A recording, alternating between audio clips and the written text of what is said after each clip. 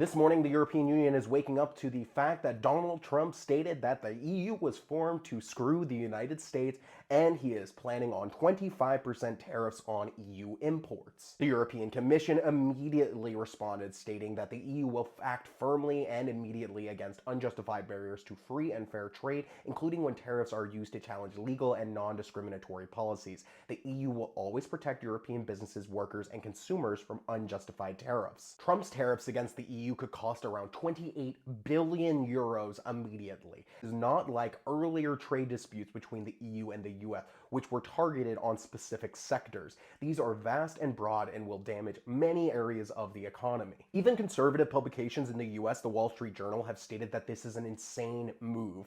And unfortunately, Donald Trump has not taken their advice. Instead, he posted this rambling nonsense, basically saying they don't know what they're talking about. Oh, and then he posts about how he wants to create a nice new law so that he can more easily sue his critics. And of course, this is the same meeting he is again touting his saving of Ukraine, which the Ukrainians seem to feel very differently about that. Trump wants to exploit billions of dollars worth of rare earth minerals from Ukraine perpetually, and not just in Ukraine, but also in Russian-occupied Ukraine and in the Russian Federation. This is the same week that Donald Trump's United States decided to buddy up with North Korea, Belarus, and the Russian Federation in the United Nations to vote against Ukraine. Today, British Prime Minister Keir Starmer is going to be visiting the White House, and he is hoping for his own country to avoid massive tariffs. And while the hatred and angst towards traditional allies continues, the Russian Federation and Trump's White House will be meeting in Istanbul on Friday to help restore normal diplomatic relations between their embassies. How lovely! And again reiterated that he is not going to provide security guarantees for Ukraine and that they should look to Europeans. To bring this all together, remember, the United States under Donald Trump, under MAGA, is not a reliable partner at the world stage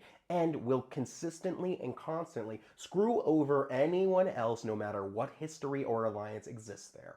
It is important to get that through your head, politicians, or else you're going to keep getting screwed over. Second, stop buying any US goods. That means every single thing that you can possibly convert into a local purchase or from another country, you need to do that now. Because the only way we are getting rid of Donald Trump is by the US economy going into such free fall, finally people start turning on him. Three, the most important, we have to understand that our future, the future of democracy, cannot be dependent on the United States. We have an opportunity now to build a world beyond the United States, a world that is safe for democracies, for social economies, for a world that is better and not governed by the cruelty of a person like Donald Trump and his MAGA movement. Do some engagement or else nobody's going to see and I'm not going to get paid. Thank you very much.